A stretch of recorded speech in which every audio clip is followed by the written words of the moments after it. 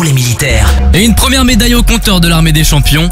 L'athlète Marie Patouillet débloque le compteur des médailles pour nos militaires aux Jeux paralympiques de Paris 2024. Sportive de haut niveau de la défense au sein du secrétariat général des armées, elle devient d'ailleurs championne du monde de paracyclisme en 2022. Hier, Marie Patouillet a remporté la médaille d'argent en paracyclisme sur piste contre la montre 500 mètres dans sa catégorie. Un grand bravo à elle. Les armées et la gendarmerie engagées dans la sécurisation des Jeux de Paris. Gros plan sur l'armée de terre. Après avoir opéré avec succès la sécurisation des Jeux Olympiques, les militaires français maintiennent leur engagement afin de permettre au monde entier de se réunir à Paris pour assister aux épreuves paralympiques. Ils sont près de 6000 soldats, hommes et femmes, issus de 45 unités françaises différentes. Ils assurent en permanence, en complément des forces de sécurité intérieure, le renforcement du dispositif de sécurité sur les sites olympiques et les lieux touristiques. À Vers-sur-Marne, par exemple, la 11e brigade de parachutistes participe à la sécurisation et au bon déroulement des épreuves de canoë-kayak et aviron.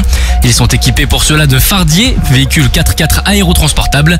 Pour les épreuves de golf à Guyancourt, les quads du 4e régiment de chasseurs permettent une grande mobilité tout-terrain lors de patrouilles de jour et de nuit. La coopération de sécurisation récompensée. Dans le cadre de la sécurisation aérienne, cette fois-ci des Jeux Olympiques de Paris 2024, l'armée de l'air et de l'espace a bénéficié de renforts humains et matériels étrangers. De quoi étoffer son dispositif de sûreté aérienne. Placé sous commandement français, les Espagnols ont ainsi mis en œuvre un radar sol-air moyenne portée NASAMS à Marseille. Les Britanniques ont eux déployé un système de lutte anti-drone dénommé Orcus à Paris. Ces différentes contributions illustrent la solidarité des partenaires envers la France et la capacité des armées françaises à opérer avec des alliés et à les intégrer dans la chaîne de commandement. En reconnaissance du soutien apporté, l'armée de l'air et de l'espace a remis ce mois-ci aux militaires espagnols et britanniques la médaille de la protection militaire du territoire pour leur action décisive dans la sécurisation de l'espace aérien durant les JO.